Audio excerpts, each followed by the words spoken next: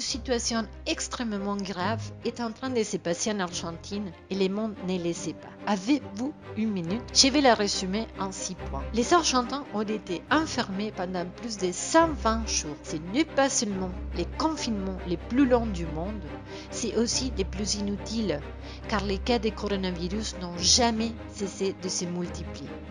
Les présidents et de nombreux gouverneurs profitent du coronavirus sans aucun contrôle. Savez-vous qui faisait exactement la même chose? La dernière dictature militaire.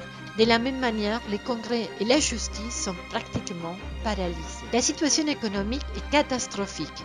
L'inflation est galopante et la pauvreté est passée de 30% à 50% depuis l'arrivée au pouvoir de ces gouvernements. Les entreprises multinationales s'en vont et des milliers d'entreprises ferment leurs portes chaque mois. Les gens sont ruinés et beaucoup n'ont rien à manger. Les partisans du président ont mis feu à des champs cultivés.